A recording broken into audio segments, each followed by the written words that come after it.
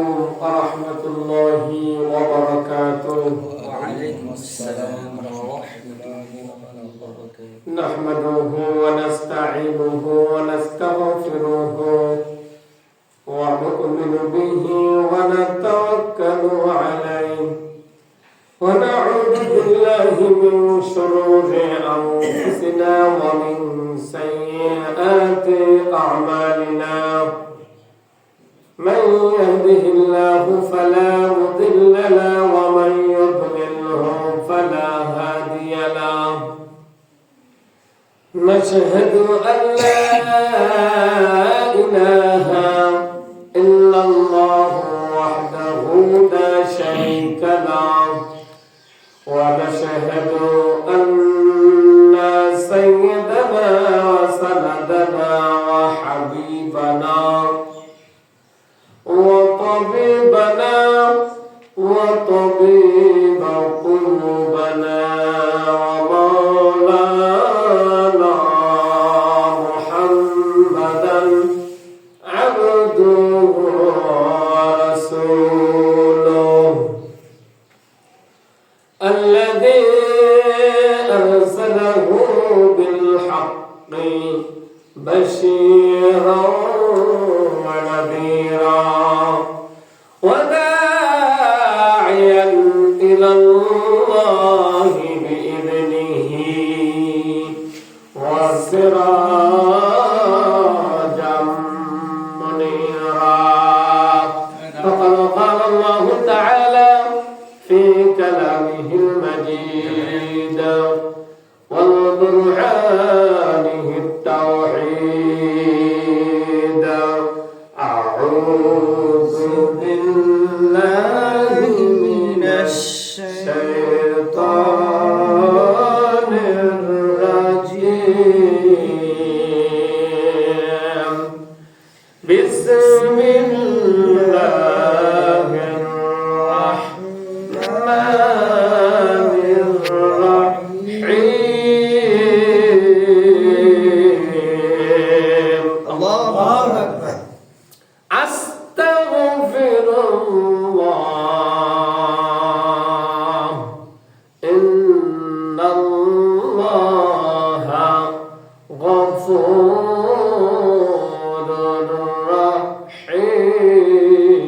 رحيم. صدقت يا رب العالمين. قال النبي صلى الله عليه وسلم أخلص دينك يكفيك العمل القليل أو قال كما عليه الصلاة والسلام. ফজরের ক্ষণ গেল পরনে নামাজ জোহরে নিয়েছিলে ডুবে শত কাজ। ফজরের ক্ষণ গেল পরনে নামাজ জোহরে ডুবেছিলে নিয়ে শত কাজ। হেলায় খেলায় গেল সরের কাল হেলায় খেলায় গেল সরের কাল। মাগরিবেও পড়লে না নামাজের সাজ। ফজরের ক্ষণ গেল পরনে নামাজ জোহরে ডুবেছিলে নিয়ে শত কাজ। বিনোদন কেটে গেল এসার সময় এতটুকু জাগল না মরণের ভয়। বিনোদন কেটে গেল এসার সময় এতটুকু জাগল না কবরের ভয়। সালাত আদায় করা কোরআনের দাবি আর নামাজ কায়েম করা ইমানের দাবি।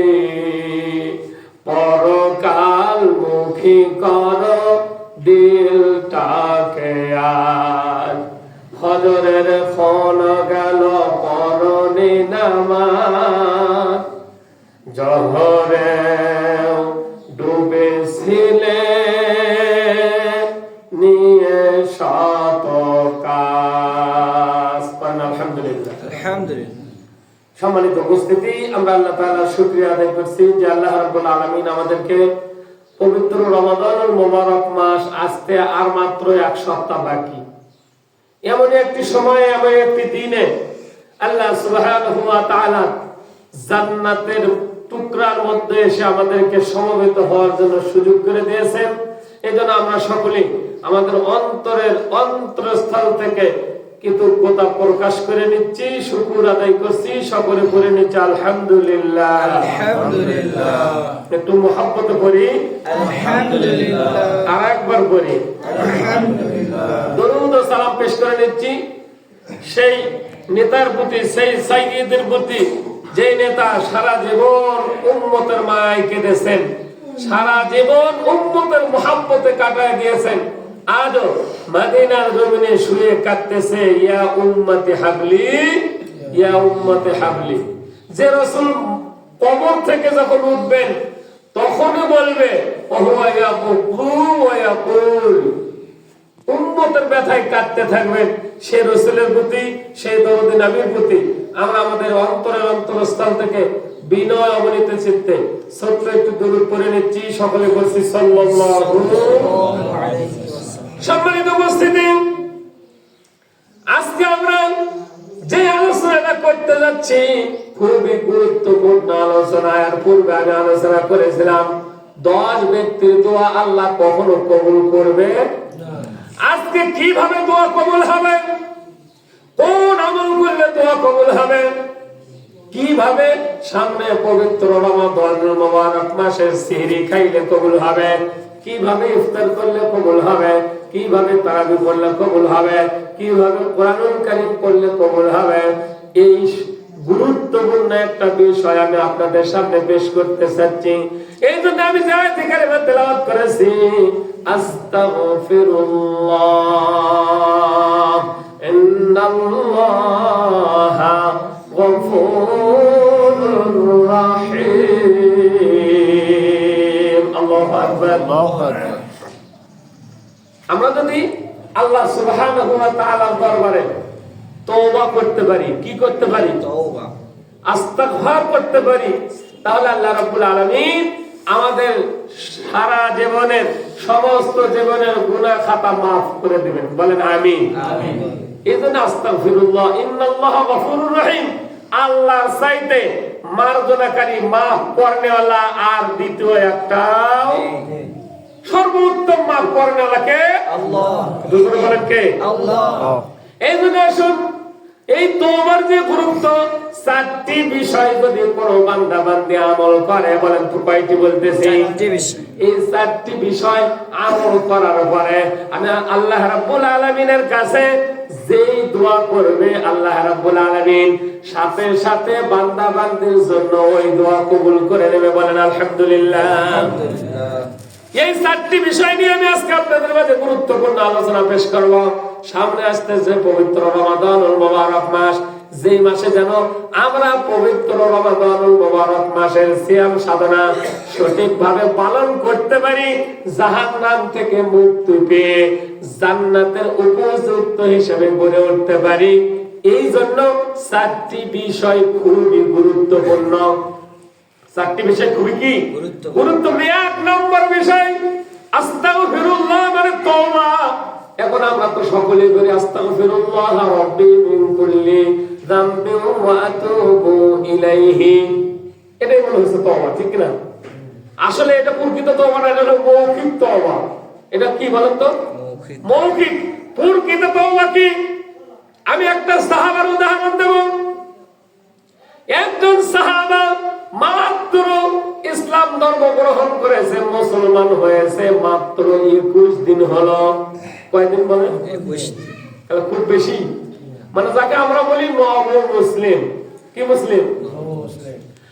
কাফের থেকে, ইহুদি থেকে, নাসারা থেকে কালেমা পড়ে মুসলমান হয়েছে, মাত্র বয়স হয়েছে 21 দিন।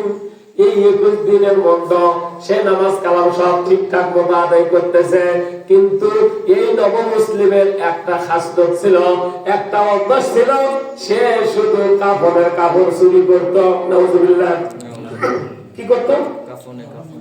ওই জামানায় দামি দামি কাপড়ের কাপড় পরাইয়া তাদেরকে কি করা হতো? কাপড় দাপন করা হইতো। এই কাপড়ের কাপড়টুকু সে চুরি করে বাজারে বিক্রি করত। বিক্রি করে তা দিয়ে সে কি করত? আমোদ ফুর্তিতে মত্ত থাকতো। নাউজুবিল্লাহ। এই নব মুসলিম সাহাবা 21 দিন যাবত মুসলমান হয়েছে। এই 21 দিনের মধ্যে 20 দিন আর কোন কাপড় চুরি করে নাই, আর কোন অন্যায় কাজ করে নাই। সে নামাজ কালাম করতেছিল নিয়মিত ভাবে, কিন্তু 20 দিন যেই দিন গত হয়ে গিয়েছে, 21 দিনের রাত যেদিন পড়ে গিয়েছে, ওই দিন রাতের বেলায় শুয়ে আছে, শয়তান নিয়েছে ওয়াসওয়াসা দেওয়া শুরু করে দিয়েছে। একটু আল্লাহু আকবার জোরে বলেন। এই আওয়াজ জোরে বলেন আল্লাহু আকবার। কারণ আওয়াজ দিতে হবে জোরে, যেন শয়তানের মাথা বলেন আল্লাহু আকবার। আল্লাহু আকবার। এই শয়তান নিয়েছে ওয়াসওয়াসা দেওয়া শুরু করে দিয়েছে। কি ওয়াসওয়াসা? বলে তুমি তো মুসলমান হয়ে গেছো, আর কোন অন্যায় করবে না। তবে আজকে একটা মজার ব্যাপার ঘটনা ঘটে গেছে। তুমি যে একটা জানাজার নামাজ পড়ে এসেছো, এটা ছিল একজন ষোড়শী সুন্দরী যুবতী মহিলার জানাজা। কার জানাজা? একজন অবিবাহিত মহিলার জানাজা তুমি পড়ে এসেছো আজকে। কিন্তু তুমি কি জানো, তার কবরে যখন তাকে রেখে আসা হয়েছে, কাফন দাফন করা হয়েছে, সুন্দর একটা কাপড় দিয়ে তাকে কাফন দাফন করা হয়েছে। তুমি কি করো? যাও, জীবনে তো তুমি আর কোন চুরির কাজ করবে না, কাফন চুরি করবে না। আজকে শেষবারের মতো ওই কাফনটা তুমি চুরি করে নিয়ে আসো। নাউজুবিল্লাহ।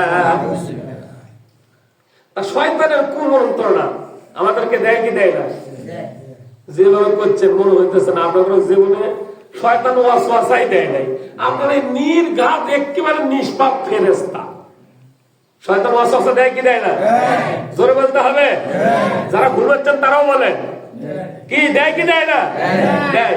তা শয়তানের ওয়াসওয়াসা দিছে, তার ওয়াসওয়াসাটা মনের মধ্যে লাগে গেছে যে আসলে আর কোনোদিন চুরি টুরি করবো, আজকে একটু কি করি, চুরি করি। যে কথা সেই কাজ। এই যুবক কি করেছে? ওই কাপড় চুরি করার জন্য তার যা ছিল অস্ত্র শস্ত্র, তার যা পোশাক ছিল, এক কথায় চুরি করার যে বিদ্যা তার জানা ছিল, সেইগুলো মানে কি করে নিয়েছে? মানে তার প্রস্তুতি নিয়ে এই অস্ত্র শস্ত্র সজ্জিত হয়ে সে কি করেছে? ওই যে কবরস্থান, সেই কবরস্থানে চলে গিয়েছে।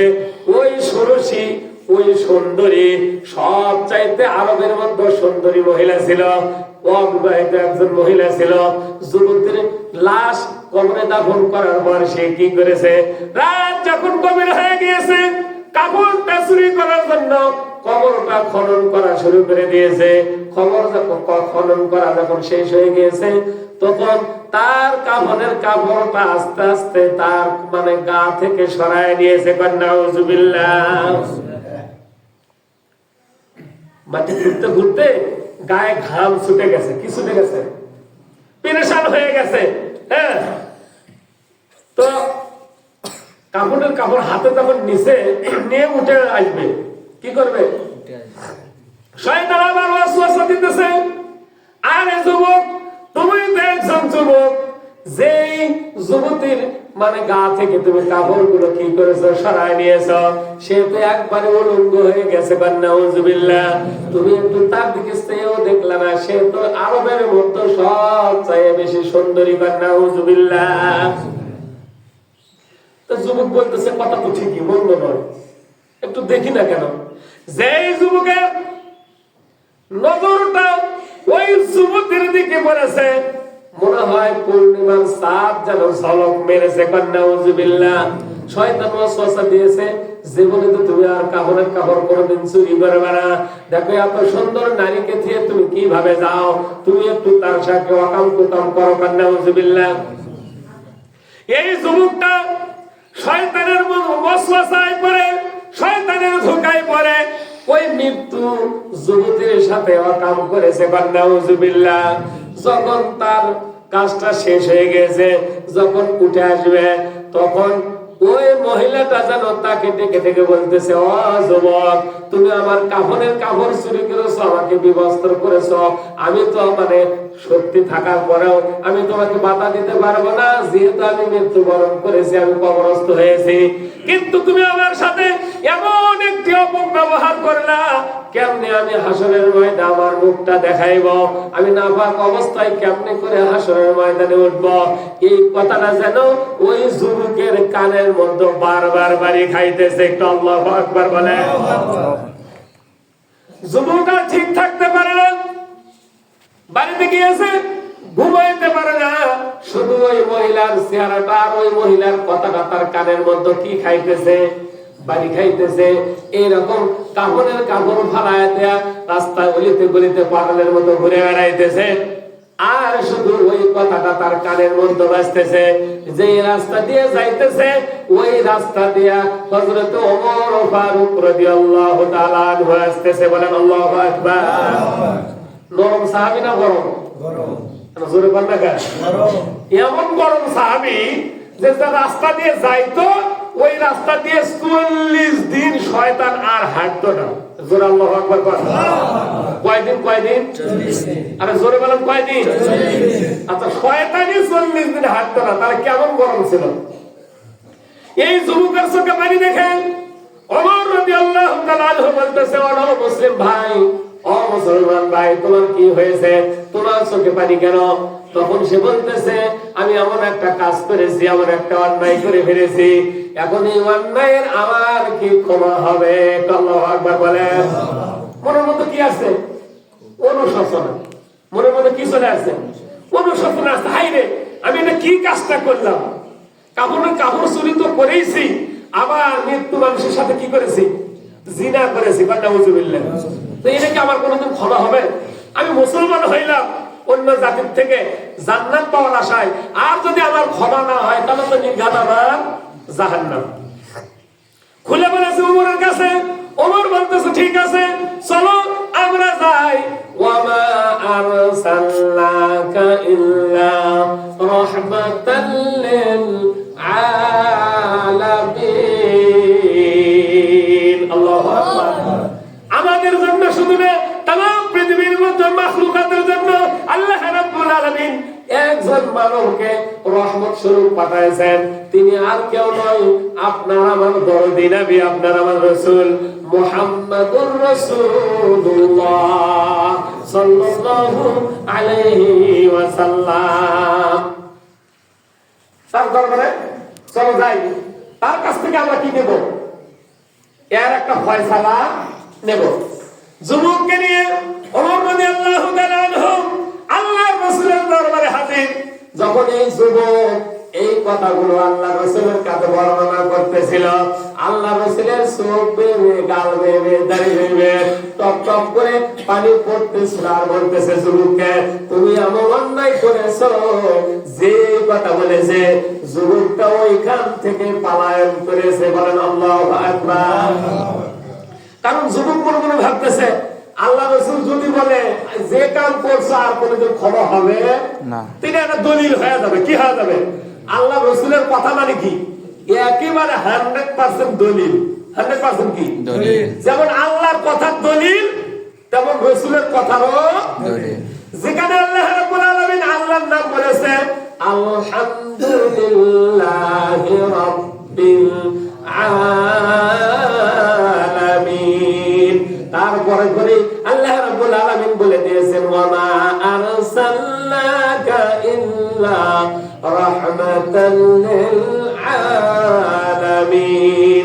আমি হলাম तमाम পৃথিবীর রব, আর সেই तमाम পৃথিবীর রহমত হলো আমার হাবিব মুহাম্মদুর রাসূলুল্লাহ সাল্লাল্লাহু আলাইহি ওয়াসাল্লাম। তো যুবক ওইখান থেকে পলায়ন করেছে। যুবক চলে গিয়েছে একটা পাহাড়ে। সবচাইতে মক্কার মধ্যে যেটা উঁচু পাহাড়। কি পাহাড়?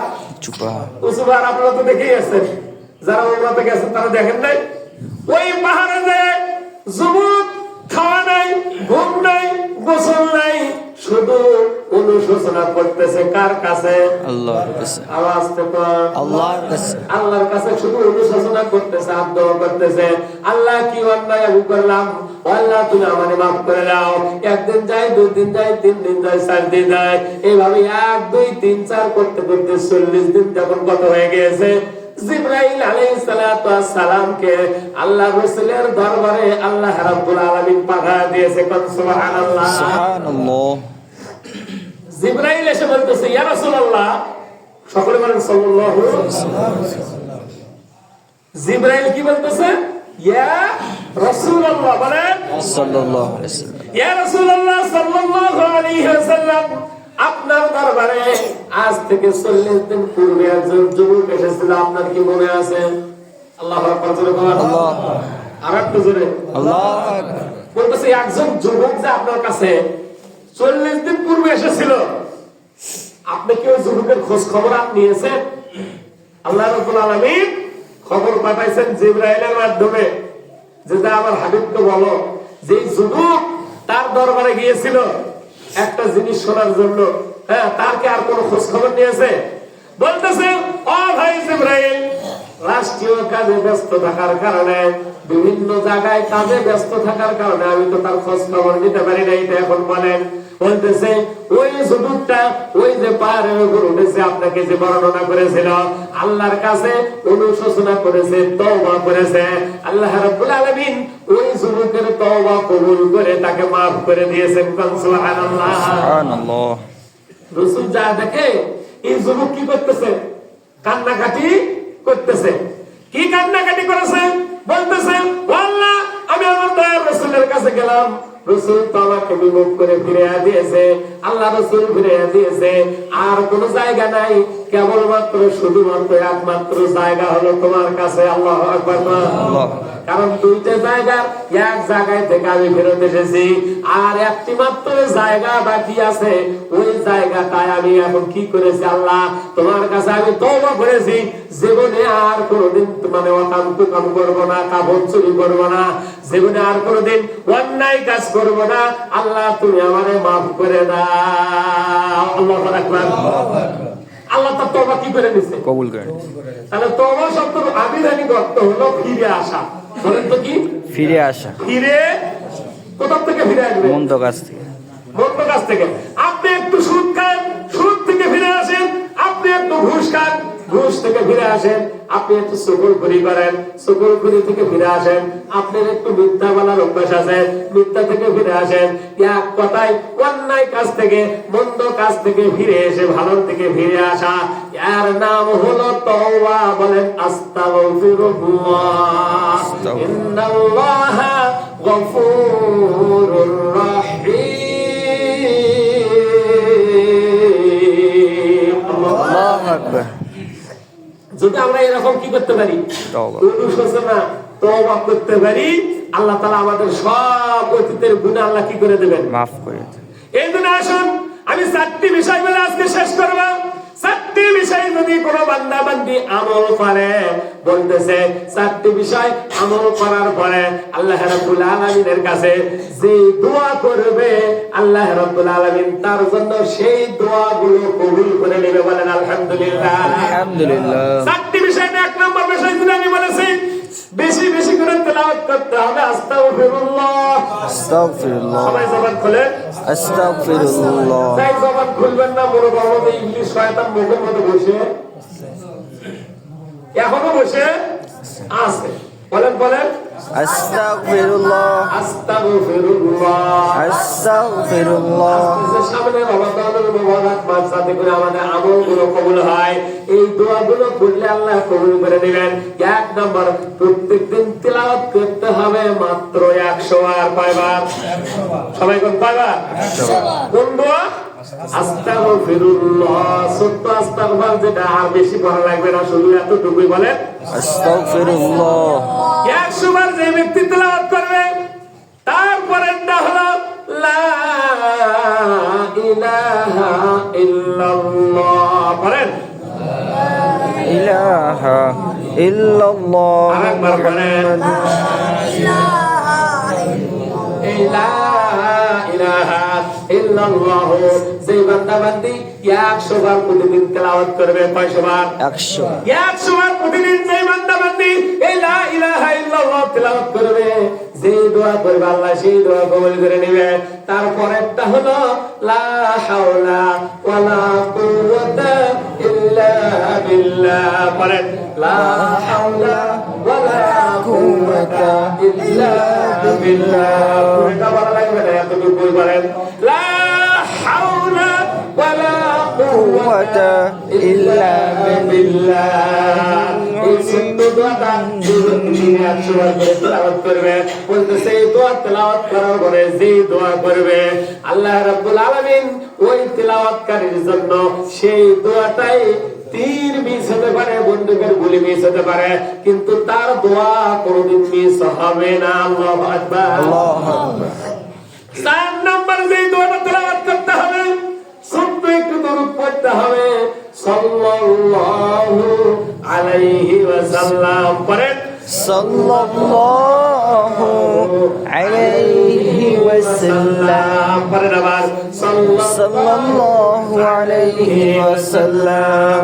এই ছোট্ট ছোট্ট 4টি কালিমা, এই 4টি দোয়া যে বান্দা বান্দি 100 বার করে 400 বার তেলাওয়াত করবে, দিনে কয়বার? 100 বার করে 4টি দোয়া, 4টি ছোট ছোট আল্লাহ পাকের কালাম। এই কালাম গুলো যারা তেলাওয়াত করবে, বলতেছে এই কালাম তেলাওয়াত করার পরে যেই দোয়া করবে আল্লাহ রাব্বুল আলামিন তার জন্য ওই দোয়াই কবুল করে নেবে। বলেন আমিন। আমিন। কয়টা দোয়া বলছি? 4টা। খুব বড় বড় না হ্যাঁ, না তবে একদিনেই হবে না, একদিনে হবে না। কমসে কম বান্দা বান্দির ইবাদত আমল কবুল হওয়ার জন্য 40 দিন আমল করাই লাগবে। কয়দিন? 40 দিন। আমল করবেন যতদিন বাঁচবেন ততদিন, কিন্তু কবুল হওয়ার জন্য সর্বনিম্ন কয়দিন? আর যদি আপনি তওবার মতো তওবা করতে পারেন, অনুশোচনার মতো অনুশোচনা করতে পারেন, তাহলে আল্লাহ রাব্বুল আলামিন একদিনেও কবুল করে নিতে পারে, 1 ঘন্টায়ও কি করতে পারে? আমাদের অন্তর তো আসলে মরে গেছে। অন্তর কি হয়ে গেছে? মরিচা ধরে। আল্লাহ কোরআনে বলেছে না, ফি কুলুবিহিম মারাদুন। তাদের অন্তরগুলো কি হয়ে গেছে? তালা মারা আছে। মোহর মারা হয়েছে, তালা মারা হয়েছে, নষ্ট হয়ে গেছে, পচে গেছে। কি হয়ে গেছে? কথাটা কার? আল্লাহ। কিন্তু তারা কি করে না? অনুশোচনা, তওবা। তাহলে এই 4টি দোয়া আমরা মানে করব তো, সবাই আমল করব ইনশাআল্লাহ। বলেন বলেন ইনশাআল্লাহ। তাহলে 4টি দোয়া বলেন, আরেকবার বলেন আস্তাগফিরুল্লাহ আস্তাগফিরুল্লাহ। লা ইলাহা ইল্লাল্লাহ লা ইলাহা ইল্লাল্লাহ। লা হাওলা ওয়ালা কুওয়াতা ইল্লা বিল্লাহ লা হাওলা ওয়ালা কুওয়াতা ইল্লা বিল্লাহ। সাল্লাল্লাহু আলাইহি ওয়াসাল্লাম। সাল্লাল্লাহু আলাইহি ওয়াসাল্লাম। দোয়া কবুল না আপনার ঘরে, আপনার পরিবারে, আপনার সংসারে অর্থ শুধু পানের পানির মতো আসতেই থাকবে, আসতেই থাকবে, আসতেই থাকবে। বলেন মারহাবা। এজন্য আসুন আল্লাহ তাআলা আমাদেরকে অনুশোচনা করার তৌফিক দিন। আর যে হাদিস বলছি এর সার কথা, সার মর্ম হলো যে আপনি যদি অনুশোচনা করে, মানে অন্তরটাকে খালেজ করে, পরিশুদ্ধ করে, বিশুদ্ধ করে অল্প আমল করেন, আল্লাহ রাসূল বলেছে এই অল্প আমলই তোমার নাজাতের জন্য যথেষ্ট হয়ে, তোমার জান্নাতের জন্য গ্যারান্টি হয়ে যাবে। মানে আমি আমিন। এজন্য আসুন আমরা যেন তওবার মতো তওবা করতে পারি, অনুশোচনা করতে পারি। আল্লাহ তাআলা আমাদের সকলকে কবুল করে নেক। সকলে বলেন আমিন।